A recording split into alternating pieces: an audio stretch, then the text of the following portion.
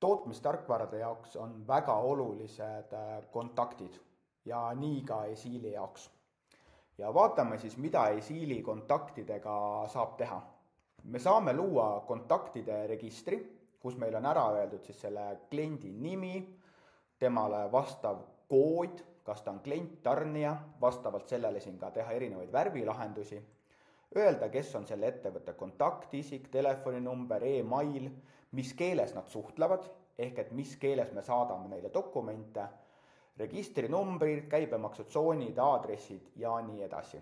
Ehk et kõik, mis on vajalik ühe konkreetse ettevõtte kontaktikaardi jaoks.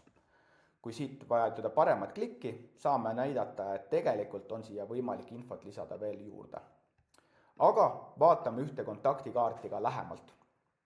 Kontaktikaardi pealt me näeme seda, et antud ettevõtte kood on 2010, tema nimi, ta on antud hetkel tarnija, üks kontakt võib olla nii tarnija kui ka klient. Ja esmavaatel on ära määratud siis selle ettevõtte kõik siuke oluline informatsioon, ehk et nende aadressid, kus riigis ta on, käibemaksu registrinumbrid, mis keelsusega, kas ta on Eesti, Euroopa Liidu või nii edasi ettevõte. Saame lisada tarneinfot, kui tegemist on tarnijaga, kuhu tuleb kaup saata, erinevaid tingimusi nii müügi kui ostu mõistes, mis on tasumistingimuste päevad, kas siin on mingisugused hoiatused, kellega suhelda. Ja läbi kontode on võimalik siis seadistada ka raamatupidamislikud tingimusi, kui me soovime hiljem teha raamatupidamisliidestusi.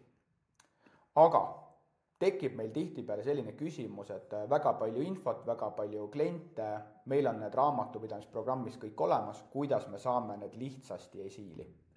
Saabki väga lihtsasti. Meil on selline asi nagu algandmete import. Kui teil on olemas raamatupidamisprogramm, kust on võimalik oma kontaktid Excelisse välja võtta, võtate need välja, tulete siia, ütlete tõmba blanketid, saate siit alla tõmmata kontaktide blanketi ja täidate ära sellise vormi, kus siis on olemas kõik teie klientide informatsioon. Saate panna koodid, nimetused ehk et kõik seesama informatsioon, mis ennem oli näha.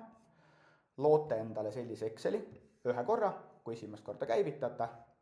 Tulete siia tööriista tagasi, ütlete kontaktid ja lohistate selle sama faili siia sisse. Ütled impordi. Ja import õnnestus, lisati 8 uut rida. Okei, paneme algandmete impordi kinni, tuleme siia tagasi ja teeme siin vaates väikse refreshi.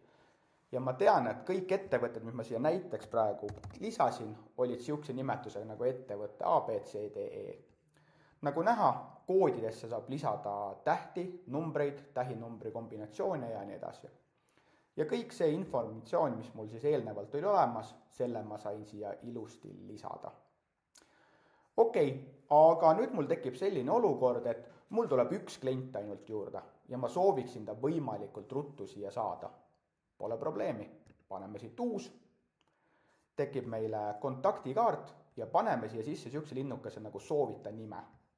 Ja nüüd, kui ma hakkan siia ettevõtte nime kirjutama, siis me pöördume äriregistri poole ja ongi olemas meile uus klient nimega esiil ja tema koodiks pannakse siis nii-öelda äriregistri number ja täidetakse ära kõik selle informatsiooniga, mis antud hetkel on äriregistrist kätte saadav.